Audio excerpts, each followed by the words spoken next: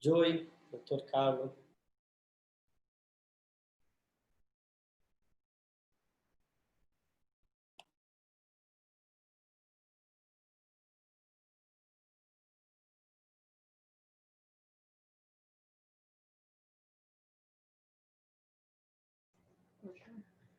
Boa tarde.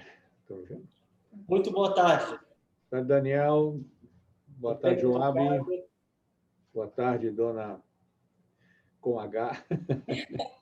Boa tarde, Dr. Carlos. Tudo bem, menina? Amanda? Bom, obrigado a todos que estão comparecendo a esse seminário. Acho que vai ser um passo importante para os nossos licenciados e para aqueles que estão trabalhando especificamente nesse projeto do E2, para nós podermos, assim, fazermos uma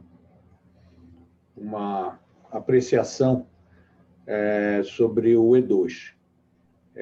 Nós aqui, como os senhores sabem, nós somos uma empresa que, a matéria de vistos, temos uma especialização não nos 140 tipos de visto, mas naqueles que interessam à população brasileira em geral. Basicamente, os vistos de imigrantes baseados em investimentos. Somos a maior empresa americana que faz vistos EB5. Temos sido, ao longo dos últimos anos, fazemos EB5 há mais de 15 anos, talvez, seguramente das brasileiras somos a mais antiga, a mais experiente. Com a valorização do real e, de alguma maneira, o aumento da relação do dólar com relação ao EB5, quando o EB5 passou a custar $900 mil, não mais 500 mil, esse visto que nós fazíamos de uma forma esporádica, que é o E2, passou a representar uma grande demanda por parte dos nossos clientes. Efetivamente, nós entendemos que o E2 não era um visto que se usava muito frequentemente por causa das suas exigências e em função do seu pequeno valor relativo ao EB5, a maioria das pessoas preferia fazer o EB5 e já sair com o green card na mão. Então, nós estivemos estudando durante muito tempo o E2, porque é muita responsabilidade da nossa parte a gente indicar um projeto, e a experiência que nós estávamos tendo, e tivemos até há pouco tempo atrás, é que quando a gente faz um E2, em geral, o brasileiro está buscando uma receita e uma forma de mudança, mas não um trabalho, né? Então, durante alguns meses, nós estivemos procurando vários projetos, dezenas de projetos, que pudessem atender a essa expectativa dos investidores de poderem ter um projeto em que eles tivessem a menor necessidade possível de ter o hands-on na operação, estar com a mão na massa da operação, e a maior perspectiva de receita em função do valor investido.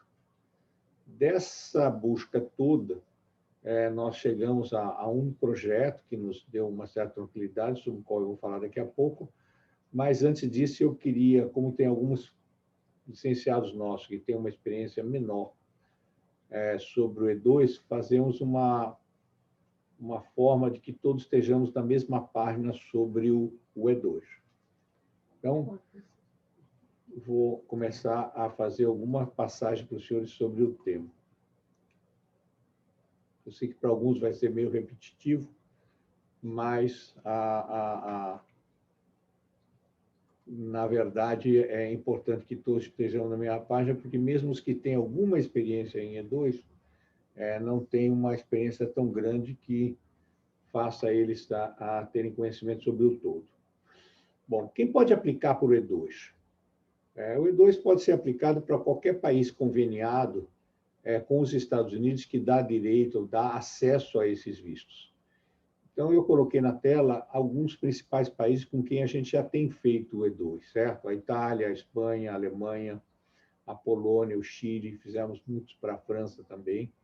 Mas eu coloco aí na tela para os senhores, depois quem quiser a gente pode passar a transparência, a lista de todos os mais de 30 países que estão autorizados pelo governo americano a usar o visto E2 para poderem mudar para esse país. Bom, quais são as exigências do E2? A lei diz o seguinte: investir valor significativo em uma empresa americana, ter um mínimo de 51% de cotas desta empresa, ou seja, terem o domínio dessa empresa. No primeiro item, eu queria destacar o seguinte: até algum tempo atrás, esse valor significativo era muito relativo. Eu cheguei a fazer projetos E2 com empresas com $20 mil, $50 mil de capital, e a imigração aceitou. Hoje em dia, nós sabemos que qualquer coisa menos do que 150, $200 mil, a imigração praticamente não toma conhecimento.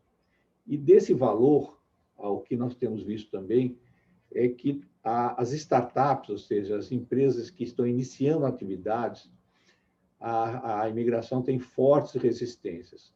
Ela prefere ou que seja comprada uma empresa já em funcionamento, que tem uma perspectiva de crescimento pré-estruturada, ou que seja uma franquia com experiência que possa assegurar não só o futuro do investimento, como particularmente possa assegurar a quantidade de investimentos que esses investimentos vão gerar em termos de emprego. A terceira exigência é que a receita que a empresa vai dar seja suficiente para pagar os funcionários e um salário para o investidor, certo? O salário não precisa iniciar-se no primeiro momento, mas é necessário que haja uma previsão de que ele possa receber um ganho por conta disso. O quarto ponto é que o pedido tem que ser feito dando uma ideia dos funcionários que já estão trabalhando na empresa ou estão em vias de serem registrados. E a quinta exigência é que o investidor tenha diretamente algum envolvimento na gestão do negócio. Daí, dos itens é a comprovação de que o investidor tem experiência em gestão de negócios. A exigência seguinte é que, se a empresa, por algum acaso, for fechada, a pessoa automaticamente perde o visto. O passo seguinte que eu queria destacar aos senhores é que esse visto é para o investidor, o cônjuge, ou a investidora e o cônjuge, certo? E os filhos menores de 21 anos. Levando em conta o seguinte: a pessoa, dos filhos, ele tem direito a morar nos Estados Unidos, assim como seus pais, até essa idade. A partir daí, ele tem que mudar o tipo de vistos. O investidor e a esposa, ou o investidor e o esposo, podem ficar com visto ad eterno enquanto a empresa estiver funcionando e estiver cumprindo o seu plano de negócio. Se o filho atingir os 21 anos, ele perde esse visto. A validade dos vistos, em geral, ocorre entre 2 a 5 anos. Os projetos sólidos, particularmente quando você compra uma empresa, é dado 5 anos. Quando é um projeto que a imigração tem uma certa, digamos assim, um desconforto com relação a que se ele é realizável ou não, ela dá 2 anos, depois coloca os 3 adicionais. Sempre que a empresa estiver ativa, esse visto é renovável, mas você precisa comprovar, logicamente, a atividade dela e que essa atividade está de acordo com o plano estabelecido. E aquilo que nós já tínhamos falado anteriormente, a pessoa tem que demonstrar, ou por diploma, ou por experiência, ou por declaração, que ela já tem experiência na gestão do negócio.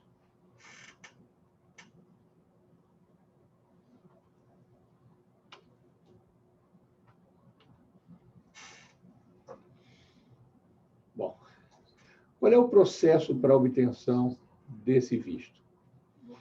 Primeiro, claro, tem que se escolher o tipo de negócio. Usualmente, o que a gente faz é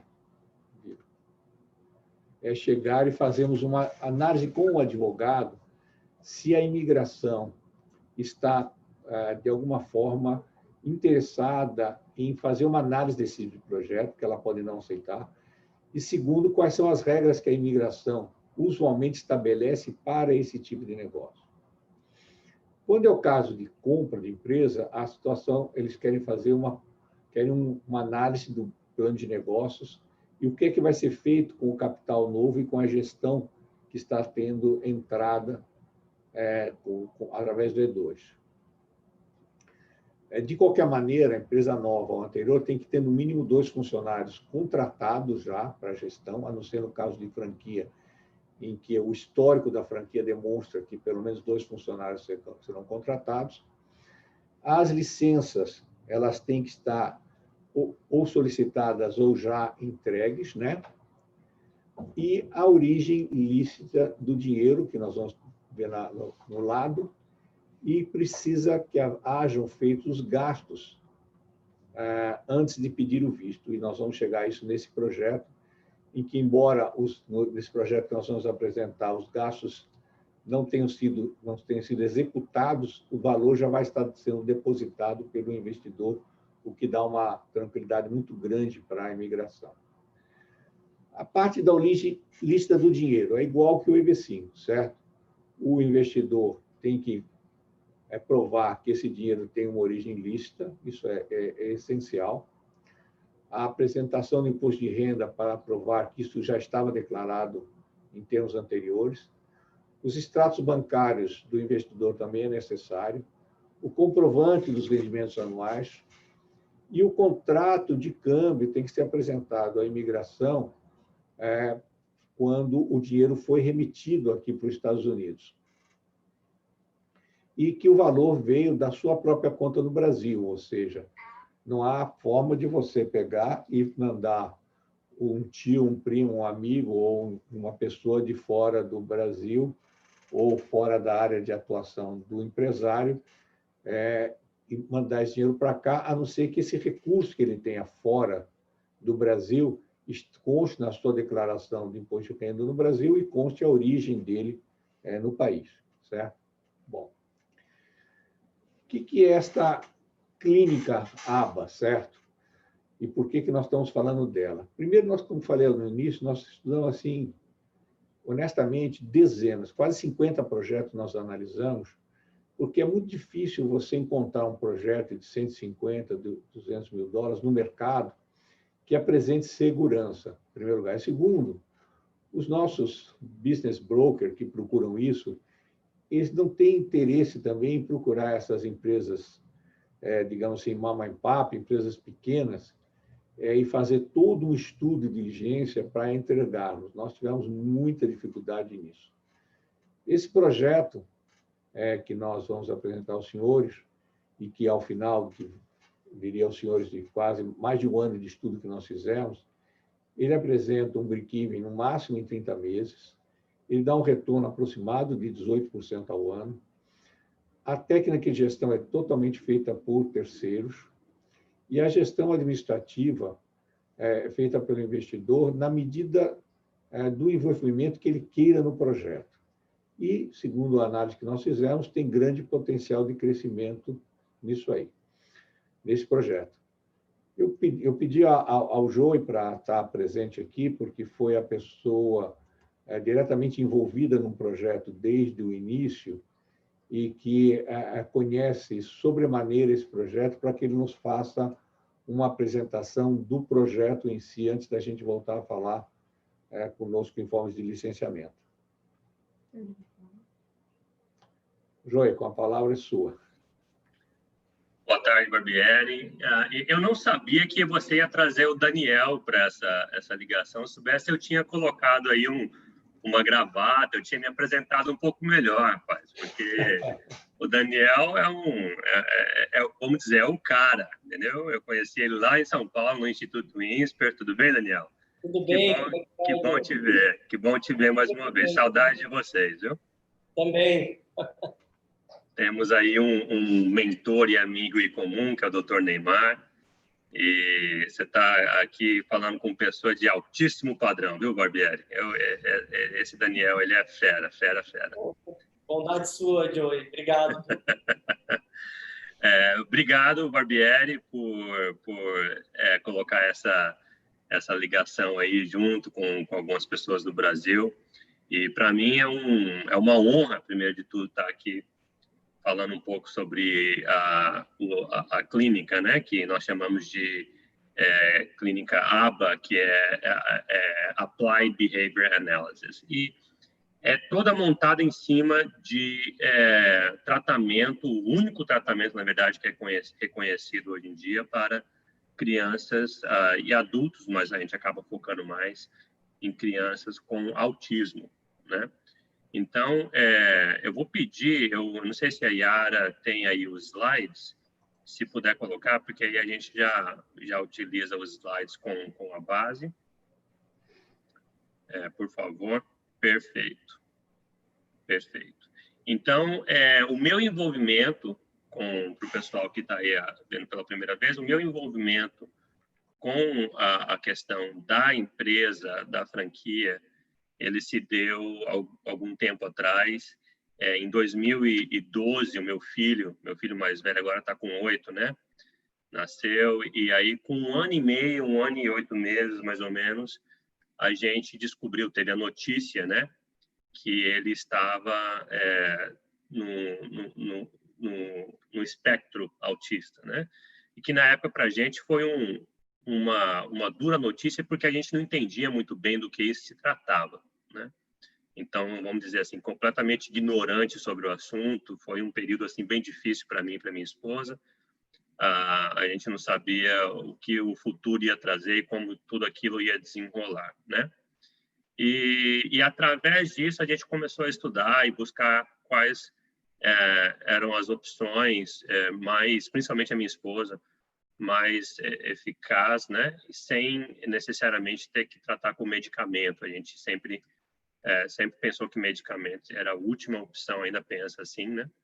E foi assim que a gente descobriu essa terapia. Aí no Brasil, ela é conhecida como análise do comportamento aplicada, né? Em inglês aqui é Applied Behavior Analysis, né? E ela iniciou com o professor Skinner aí já uns bons 40, 50 anos atrás, né? E é conhecida como mundialmente como o tratamento mais eficaz baseado em evidências, né? Para o transtorno do espectro do autismo, tá? Pode dar o próximo slide aí, por favor.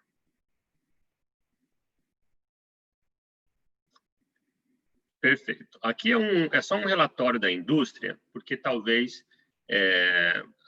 o pessoal não saiba o quão grande, eu não sabia, antes de eu ficar sabendo que meu filho estava no espectro autista, eu não sabia o quão grande essa indústria é de autismo, né? Então, aqui nos Estados Unidos, esse foi o último relatório, mas já se fala desses números já estarem, na verdade, até maior, porque esse relatório foi de 2018, né?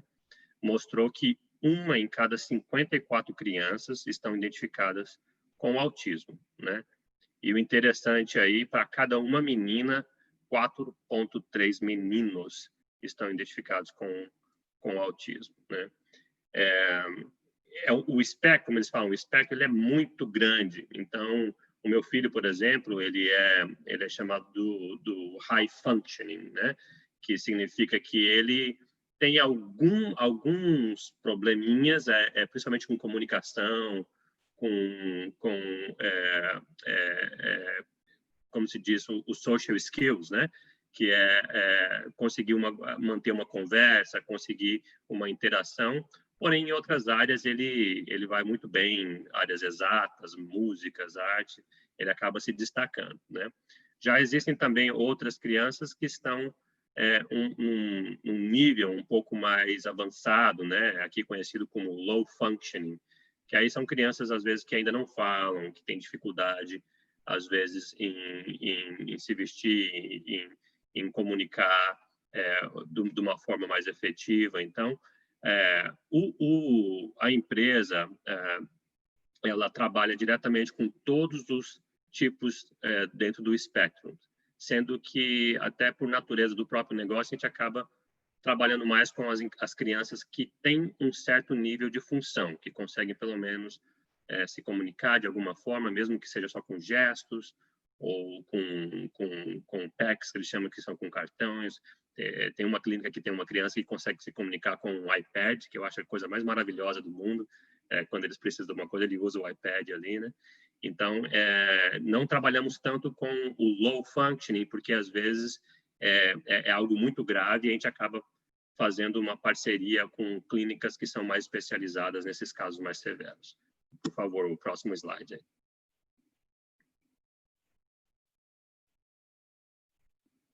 Ok, isso aqui só para mostrar, de acordo com o Fortune Business Insight, a indústria de autismo continua crescendo, né? E tem a projeção de até em 2026, aí está quase 5 bilhões de dólares, principalmente pelo envolvimento das empresas de seguro, que na verdade tem um slide que vai falar sobre isso, então pode passar o próximo slide, por favor.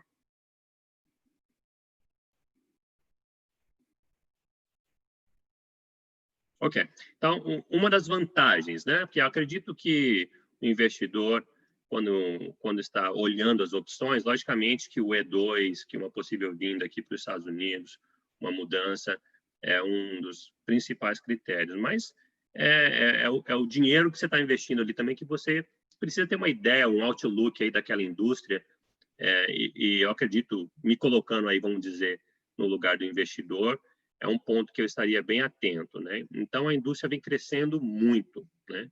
E essa indústria do autismo é a que mais cresce, na verdade, nos Estados Unidos, e a demanda aí pelos cuidados não acompanhou, né? Então, nas últimas décadas aí, mostra um estudo que essa indústria cresceu, na verdade, mais do que 600%. Então, na verdade, não existe, mesmo dentro da indústria médica e saúde, não existe nenhum segmento que aumentou nesta função, né? Às vezes, eu questiono, às vezes, se aumentou o número de diagnósticos ou se aumentou, na verdade, o que aqui em inglês existe um termo chamado de autism awareness, né? Que é aquele trabalho muito forte que as pessoas vêm fazendo para que os pais, pelo menos, comecem a conversar sobre o assunto, né? Não fiquem com tanto medo. Eu posso dizer que no primeiro 6 meses, 1 ano, era um tópico que eu particularmente não gostava de conversar. Na minha ideia, não, ele vai crescer, isso vai passar, não tem nada a ver, é uma coisa momentânea, né? E graças a Deus a minha esposa já tem uma outra ideia. Ela falou, não, vamos estudar, vamos conversar, vamos ver quais são as opções. E ainda bem que ela é assim, né? Mas eu entendo que talvez existem outros pais que aí existe aquele estigma, né? Não quero colocar aí um rótulo no meu filho, a minha filha, e isso acaba sendo prejudicial, às vezes, para a criança, porque essa terapia, a terapia ABA, na verdade, todos os estudos mostram que quanto mais cedo se começar, melhor são os resultados, né? Tanto que existem clínicas nossas em que a maioria dos clientes, das crianças, são crianças pequenas, de 2 anos, 3, 4 anos, né? Que já têm o diagnóstico e já estão recebendo ali entre 30 a 40 horas por semana de terapia. Por favor, próximo slide. Aí, para ter uma ideia, né? Eu gosto desse slide porque dá para ver lá o pinkzinho lá em cima, né? Isso aí para você ter uma ideia. Hoje em dia existe somente uma analista, né? Para cada 500 crianças com autismo, né?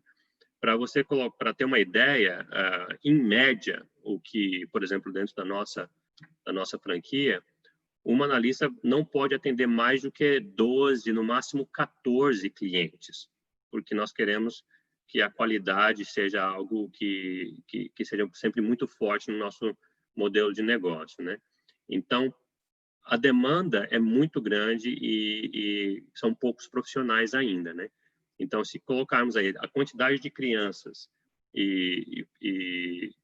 dentro dos Estados Unidos e a quantidade de analistas que tem hoje disponível, dá em torno de 1 para cada 500. Então, até que esse número, né, se equalize um pouco mais, vai demorar um tempo mais, o que faz algo bem vantajoso para quem já está nessa indústria. Por favor, próximo slide.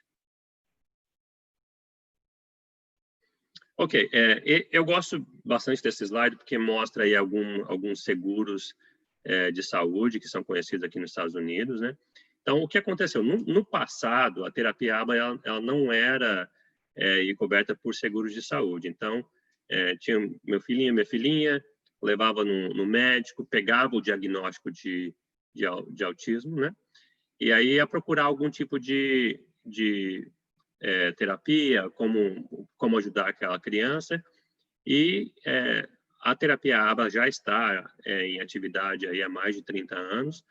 Porém, como é algo muito intenso e requer uma pessoa praticamente ali o tempo todo com a criança durante o tempo de tratamento, é algo que acaba ficando bem caro, né? Em média, os seguros pagam, ou as clínicas cobram em torno de 50 a 60 dólares por hora dessa terapia. Então, você pega aí uma família, né, de classe média, ou até mesmo classe média alta aqui nos Estados Unidos, que precisa aí 10, 20, 30 horas por semana de terapia, fica totalmente fora da realidade dessas pessoas, né? Até a gente tem relatos até de pessoas da classe alta, às vezes, que não tinham condições. E aí, com muita briga nos últimos anos, né? Isso aí passou, na verdade, em 2014, a grande maioria dos seguros hoje em dia já estão pagando pela terapia, né?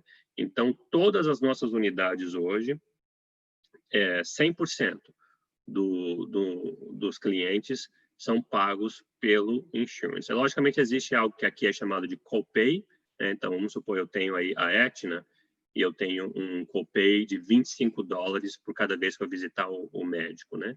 Então, aquele pai vai pagar 25 dólares por visita que aquela criança faz para receber a terapia, mas não se compara aí 8, 9, 10, até 10 mil dólares que ele teria que pagar se o seguro não tivesse como cobrir o restante dessa terapia, né?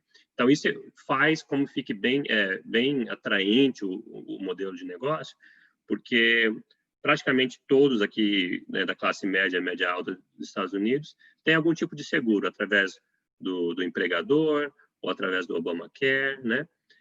Até mesmo aqueles que têm aqui como se fosse o SUS aí do Brasil, que aqui é o Medicaid, né?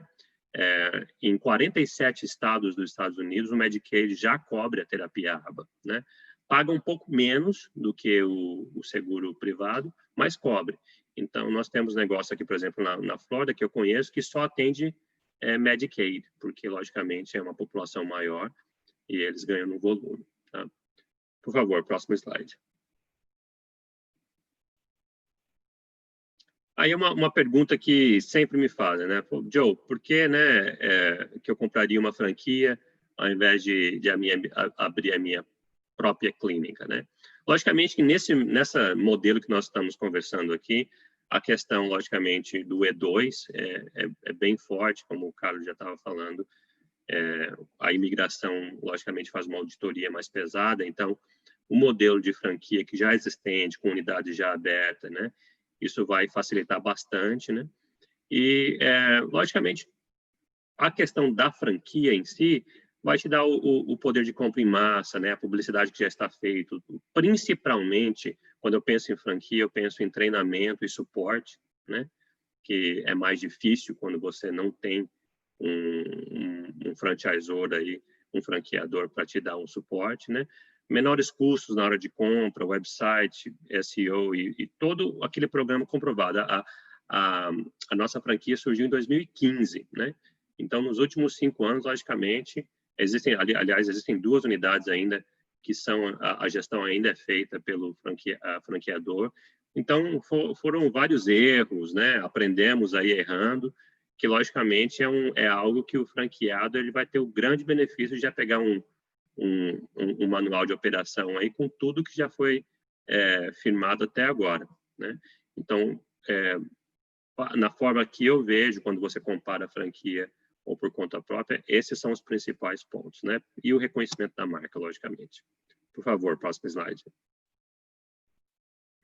Então, essas são as principais posições, os principais funcionários que uma unidade vai precisar ter, né?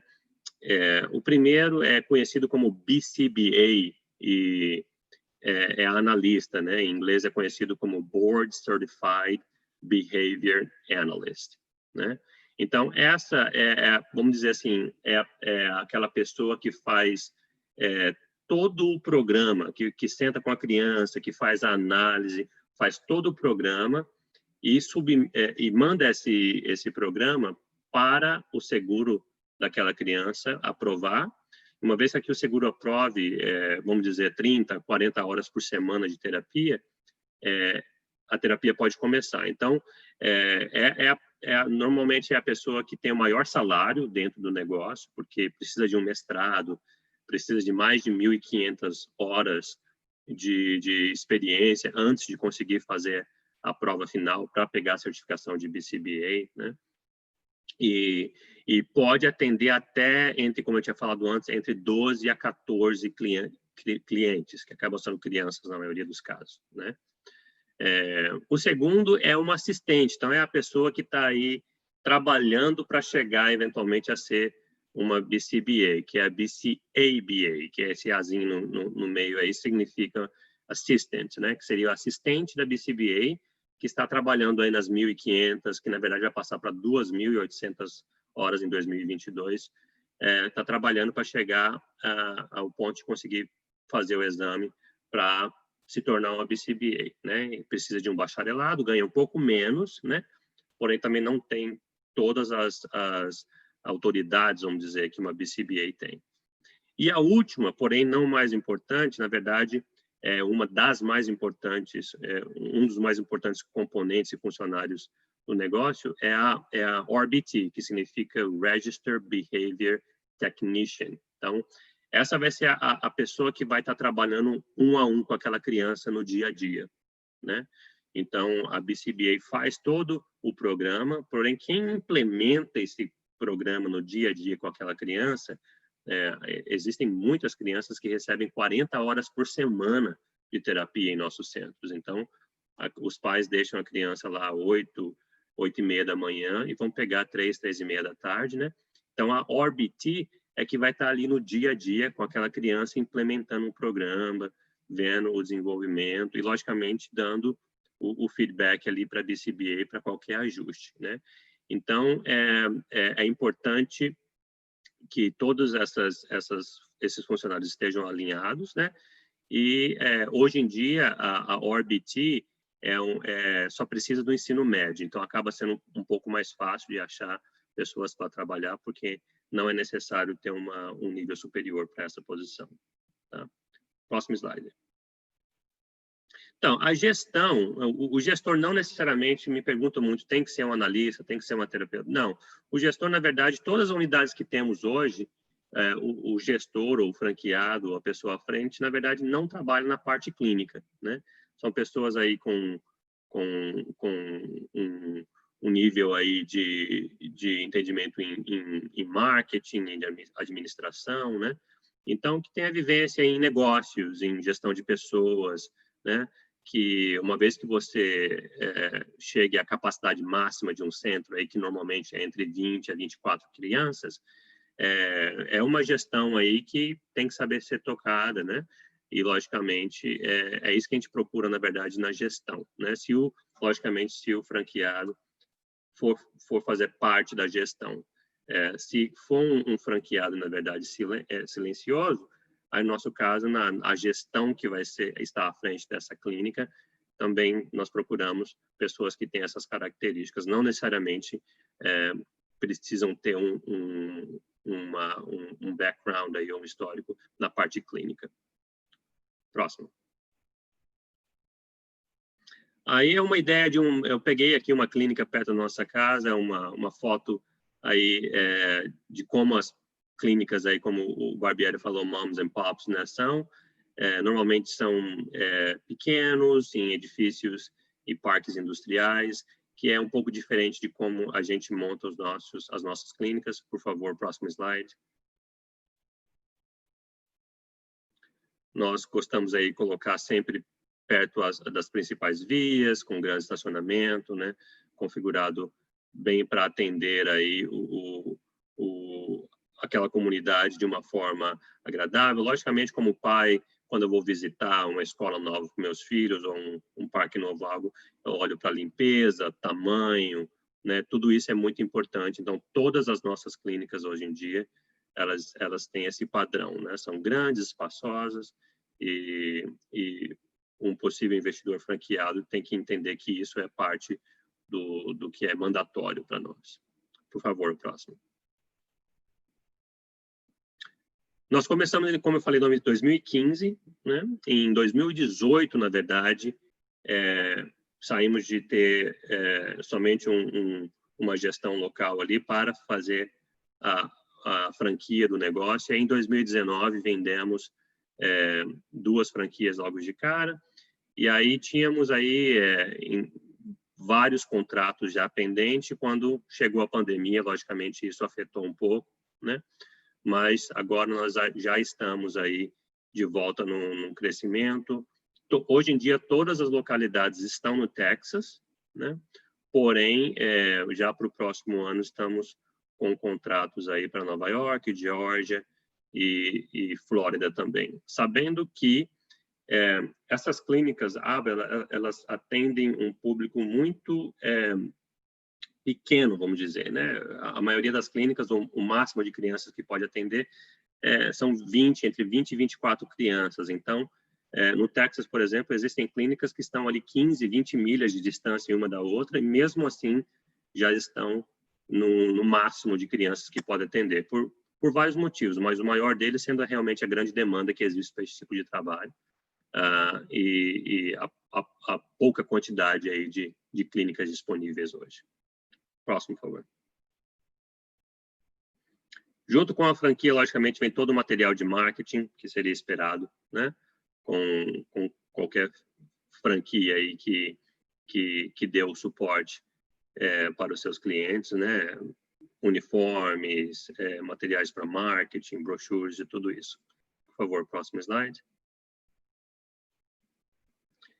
Uma das coisas que está já acontecendo no próximo ano agora são os serviços adicionais, né? Então, por exemplo, uma criança que está tendo a terapia ABA, na grande maioria das vezes, também vai se beneficiar de ter uma terapia ocupacional ou ter uma speech therapy, né? E vários outros tipos de terapia que podem ser colocados no mesmo ambiente para ajudar aquela criança, sendo que a grande maioria desses serviços adicionais também vão ser pagos pelos seguros de saúde, né? Então, isso é algo que não acontece hoje, mas o franqueador, nós já estamos pensando em adicionar isso para o próximo ano. Tá, com a franquia, qual o investimento médio? Depois o Carlos vai falar um pouco mais do breakdown, mas o investimento médio hoje em dia é entre 200 a 300 mil dólares. E eu sei que é uma discrepância bem grande entre os dois valores, mas se dá muito à localidade, né? No Texas, terra é mais barata, o aluguel é um pouco mais barato, né?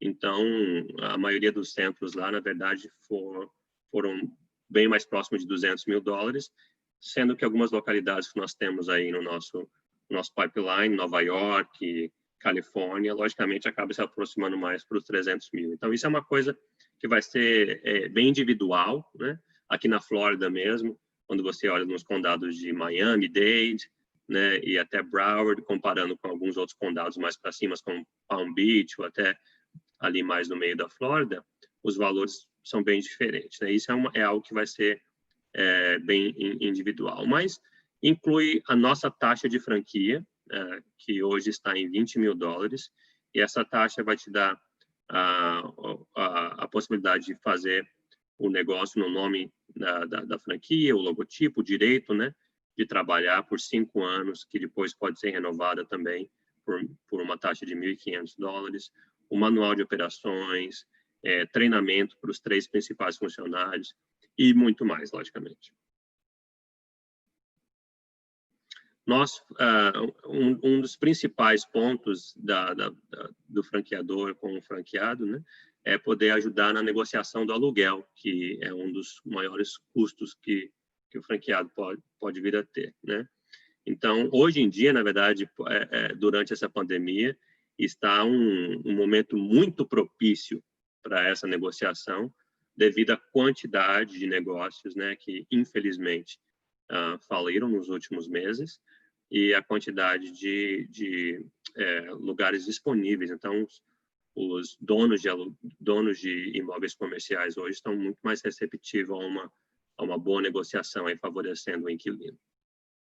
Próximo slide.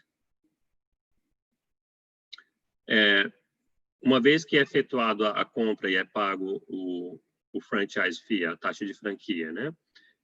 O franqueador mais os 2 funcionários principais precisam necessariamente passar 2 semanas ali em Houston, onde é o headquarters, onde é a sede, né? E durante esse tempo a gente assume que a pessoa não entende nada sobre esse negócio, né? E que nunca teve um negócio antes. Mesmo que se for uma pessoa que já tenha, a gente gosta de ter de assumir isso para que fique básico, para que a pessoa possa entender realmente desde o início. Por favor. Durante esse tempo, nós vamos supervisionar todas as reformas para que atenda os padrões, né? Isso, assim, não adiciona nenhum custo, já está dentro daquele custo inicial, naquele investimento inicial, né? E faremos isso através, normalmente, de um grupo de brokers locais que pode fazer essa gestão e avaliar se tudo está sendo construído da forma padronizada, né? Agora, neste momento, os royalties estão muito bacana. Aí, na verdade, o franqueador fez isso para realmente buscar mais franqueados. Porém, isso deve mudar nos próximos 1 ou 2 anos. Mas, atualmente, a taxa de royalty não é uma porcentagem do valor de ganho, e sim uma taxa mensal, que só começa a partir do primeiro mês de operação, né?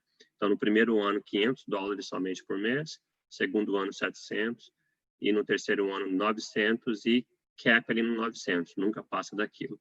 Então, as pessoas que se ajuntarem à nossa família agora vão ter esse grande benefício aí de ter uma taxa de royalties bem mais agressiva, ao invés de ter uma porcentagem no faturamento bruto. Por favor. Uma vez mais, quando eu penso em franquia, um dos principais pontos é o suporte à rede de franqueados, né? Então, fazer parte de uma rede que existe em várias unidades, que você pode ligar para um outro franqueado, que você pode ligar para o franqueador para pedir uma assistência, tem algum problema legal, tem algum problema com contratação de funcionário, seja o que for, alguém já passou por aquilo e você pode pegar o telefone, entrar em contato e tirar aquela dúvida, né? Muito importante da forma que eu vejo isso num plano de negócio. Por favor. Aí está. Aí podemos abrir para perguntas. Eu não sei se tem como fazer perguntas, se já existe uma lista de perguntas, Carlos, mas se não, a gente pode deixar isso para depois também.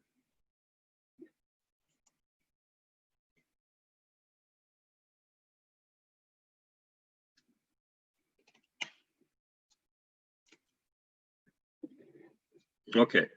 Então, eu não sei se as perguntas vão ser depois ou se vai juntar tudo, mas qual seria o próximo passo? Entrar em contato aí com a Oxford, né? Para mostrar o interesse nesse projeto. Nós podemos compartilhar, logo após essa primeira reunião, um documento que é o FDD, que é o Franchise Disclosure Document, e depois disso, uma possível reunião em pessoa ali em Houston para conhecer as instalações. Barbieri, por favor. Bom, vamos lá. Eu tenho 3 perguntas aqui, 4, na verdade. A primeira pergunta de um participante o que quer dizer a palavra break-even. Break-even, como alguns... Bom, a gente aprende na faculdade de economia, mas não é um termo normal, é quando a empresa chega no seu ponto de equilíbrio, é o ponto em que a empresa, a partir daquele ponto, as receitas cobrem as despesas, ou seja, não há necessidade de um investimento adicional. Aí temos mais uma pergunta, se eu sou elegível para a cidadania portuguesa e alemã. A cidadania portuguesa ainda não é elegível. Há um processo no Congresso americano, que já passou pela Câmara, está no Senado. Com essa confusão desse ano, parou, né? Se esperava que fosse aprovado até o final do primeiro semestre, para que os portugueses também fossem elegíveis para isso. É o único país da Europa que não está dentro da lista, mas se espera que até o próximo ano, se não houver um golpe de Estado aqui, ou se não houver uma confusão maior, a gente tenha isso aprovado. A lista dos países, são todos países da Europa, menos Portugal, o Japão, Paraguai e alguns outros países da América Latina. Naquele slide que a gente passou, tem uma lista completa, depois os nossos licenciados vão receber essas transparências e lá vai estar onde buscar essa lista, né? Os descendentes de português, então, por enquanto, estão fora, mas italianos, alemães, argentinos, então, logo eles têm, de alguma forma, acesso à sua cidadania, porque é importante a cidadania, o passaporte, eles terão direito a esta franquia. Nós estaremos mandando, junto com essa apresentação, através do Daniel, nosso responsável pela área de licenciamento, juntamente com a Amanda, não só essa apresentação, como uma planilha que nós desenvolvemos aqui com a expectativa de faturamento que, em função da experiência que a gente conseguiu obter das unidades que já estão funcionando, certo? Logicamente, como toda expectativa de faturamento é em base a um desenvolvimento empírico, certo? Mas as pessoas poderão, logicamente, ter uma ideia do projeto que prevê que, a partir, e isso é importante esclarecer, quando vocês verem a planilha, leve em conta alguns pontos. Primeiro, até o momento que ela começa a funcionar, esse projeto ele é abastecido pelos recursos que estão sendo colocados no projeto. Haverá um controle de liberação de recursos em que vão cumprir as diversas etapas do projeto, inclusive indo até o início da atividade, com a contratação e o pagamento do pessoal, até o início do faturamento. Quando for o início do faturamento, que nós vamos começar a calcular o break-even, certo? Ou o ponto de equilíbrio, para evitar a dúvida, certo? A partir daí, o cálculo é feito e a expectativa que nós damos, ou que nós temos, em função dessa planilha que vocês vão receber para poder passar para os seus clientes, etc., nós vamos, logicamente, estimar que a receita, mas, mais que tudo, a partir do início da operação, já os custos são, em princípio, cobertos pelas receitas, que muitas vezes começa até um pouco antes do início da operação, porque nós temos que ter tudo prontinho, com todos os permits, para começar a operar, certo?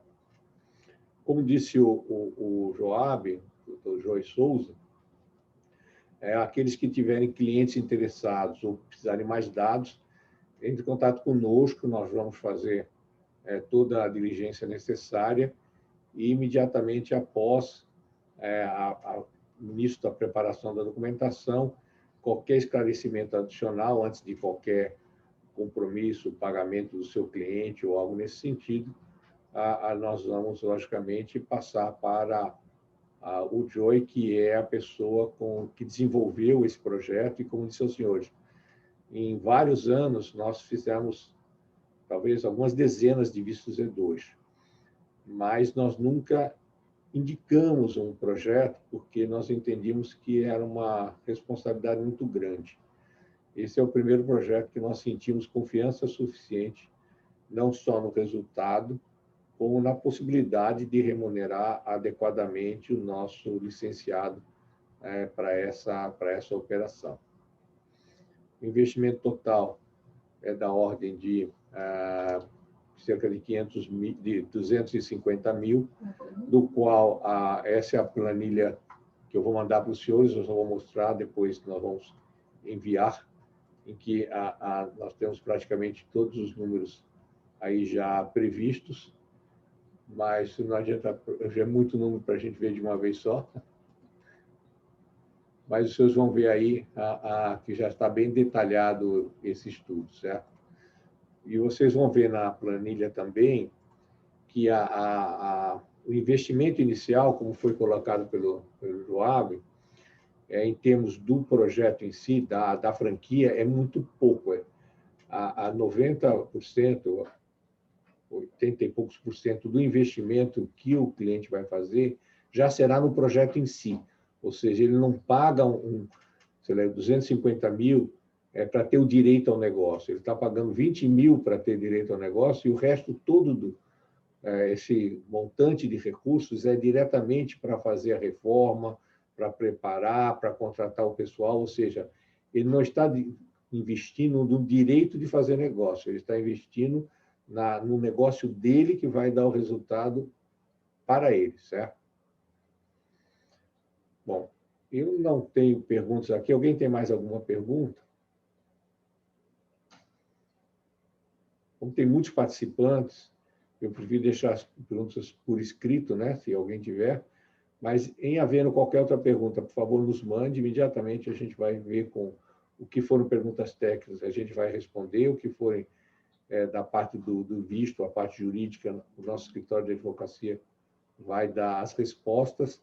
Mas hoje era uma apresentação inicial para que todos tivessem uma ideia prática do que será do que esse projeto, por que nós iniciamos esse projeto e a expectativa de estarmos oferecendo aos nossos licenciados e parceiros um projeto significativo, com uma remuneração bastante razoável, bem acima do mercado, mas que tudo um projeto em que a gente tenha confiança de indicar pela qualidade do mesmo. Barbieri, se eu puder, as pessoas que ficarem interessadas e os clientes dos profissionais que estão nessa ligação, assim, eu trabalho com franquia já há um tempinho aí, um pouco mais de 15 anos, e uma das coisas que eu sempre tento impulsionar é uma visita a uma das unidades, uma visita, uma ida lá na sede, né, que fica ali em Houston. Então, aos interessados, por favor, entrem em contato, né, com o Barbieri, e aí é muito bacana ir lá, conhecer, ver o centro, conversar com a pessoa que faz, que vive, né?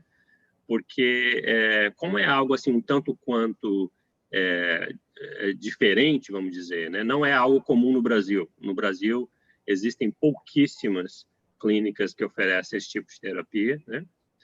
Nós conhecemos praticamente todas, e analistas credenciadas com um órgão que rege isso aqui no Brasil são somente 16. Então, você imagina, são 16 analistas no Brasil hoje. Então, assim, é uma gotinha aí no oceano no Brasil. Aqui nos Estados Unidos é um pouco diferente, temos aí quase 45 mil analistas, né? Mas, mesmo assim, ainda é pouco baseado à demanda. Mas o ponto aos interessados, se possível, eu recomendo marcar uma visita. Eu sei que hoje em dia, com a pandemia e tal, está um pouco diferente, pode ser também virtual, a gente tem todo esse processo, né? Mas eu ainda continuo sendo aquela pessoa do 1 a 1, do tete a tete, eu gosto muito, né? E os interessados, talvez uma visita ali na nossa sede ali de Houston, um dia ali, a gente visita 4, 5 localidades, a pessoa pode perguntar, pode falar com outros franqueados, e aí pode ter uma melhor ideia do que é realmente o negócio. Em termos práticos, a sua ideia é muito boa, Jorge. E a gente pode combinar com o Daniel, coordenar alguma coisa, mesmo durante a pandemia, na medida em que a gente tenha pessoas interessadas, a gente pode montar um grupo de visita virtual, em que as pessoas vão poder fazer perguntas ao vivo, diretamente aos dirigentes da franquia, ver a entidade nesse mundo de Zoom que ganhou um espaço enorme após a pandemia e que eu acho que, infelizmente, veio para ficar. Então, infelizmente, porque eu gosto do contato pessoal também. Mas, dentro dessa sua sugestão, a gente pode marcar essa visita. E eu vou mandar para vocês também, através do Daniel, o breakdown do investimento, de tal maneira que vocês tenham uma visão direitinho de como é que isso vai... Não tem o breakdown aqui, Fininho? Como é que isso vai funcionar, mas o grande objetivo hoje era justamente fazer uma apresentação inicial, que vocês conhecessem o Joab pessoalmente, e, ao final, a gente pudesse ter uma primeira base para vocês fazerem perguntas, porque, como a gente sempre fala para o cliente quando ele vem na Oxford, antes de ele chegar no elevador, ele vai... ele já tem algumas perguntas. Então, fique à vontade, o Daniel está aí no Brasil, junto com a Amanda, sempre disponível para fazer qualquer explicação. Nós aqui, eu pessoalmente, a Yara, e o próprio Joeb, no que diz respeito ao projeto, ele está à disposição de vocês. Ok?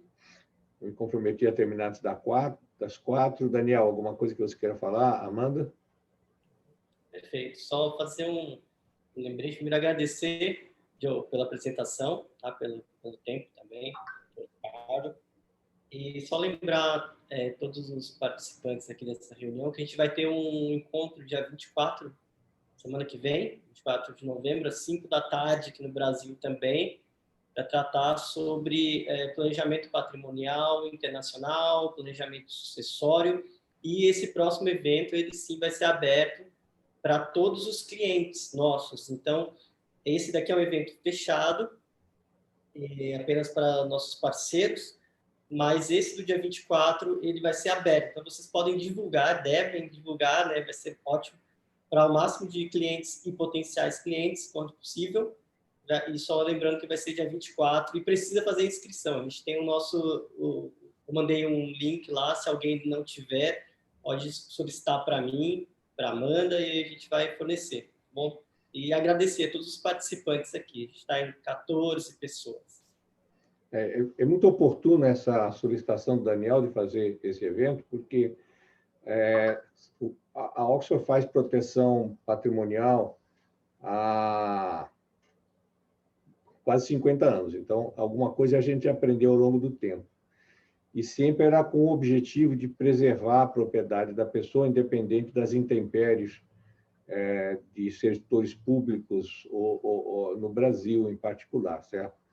Agora, com a perspectiva de entrada dessa nova legislação, inclusive com relação a impostos sobre grandes fortunas e etc., isso ganha uma dimensão muito maior, porque vai poder ajudar os clientes de vocês não só a protegerem o seu patrimônio e prepararem o seu processo sucessório, como também a cautelar-se com qualquer mudança que haja, tanto no imposto sobre fortunas que está para sair no Brasil, como com relação a essa nova legislação que o Estado de São Paulo, inclusive, está procurando colocar, de pagamento para doações e herança antecipada.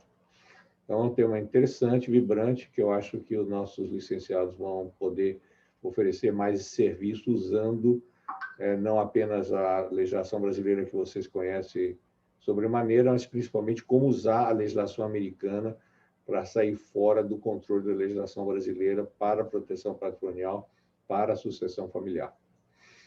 Obrigado a todos. Exatamente às 4 horas, encerrando. Joab, muito obrigado pela sua apresentação maravilhosa. Daniel, Amanda, fantástico. A todos os nossos 14, 16 participantes, uma alegria em tê-los aqui conosco. Um grande abraço a vocês. Obrigado, Carlos. Obrigado a todos. Um abraço. Tchau, tchau, pessoal.